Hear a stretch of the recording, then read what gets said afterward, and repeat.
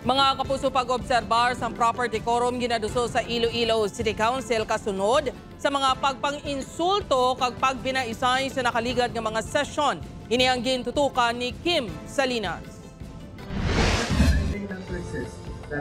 Sa sesyon sang Iloilo City Council sa nagligad nga semana, ginhambalan ni Councilor Romel Doron sa Councilor Johnny Yang kag elestante nga mga ignorante sa tunga sang pag-aprobar sang prangkisa sang tricycle operators.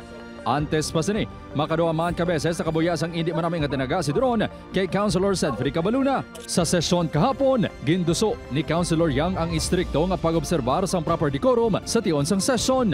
Lakip diri ang paglikaw sa paghambal sang derogatory o kon malain nga tinaga kag pamersonal. Ginahingyo sini ang mataas nga pagrespeto sa tagsa-tagsa kag manginbukas sa palamangkutanon.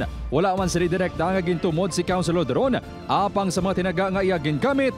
Mathag nga natuhoy sa nanging aksyon ni Doron ang iya privilege speech. I call upon the council leadership to enforce these standards of decorum consistently and impartially, ensuring that all members are held accountable. Ginklaro ni Doron nga ang mga aksyon sa isang nagliligad ang iya na ginpangayuan sang pasaylo. Apang giduso man sini nga dapat sundon man sang tanan nga konsehal ang pagsulundan. Naghirit pa ini nga dapat natun-an na sa mga konsehal ang mga ordinansa kag resolusyon sa sesyon. I already said I'm sorry about what happened. So ano na, is this a classroom?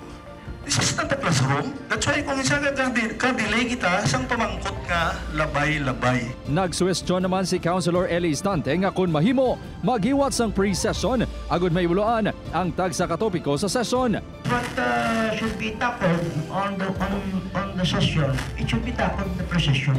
Ginsuwestyon man ang pagpatigayon sang seminar sa mga konsyal agud liwat nga ma-review ang internal rules sang konseho.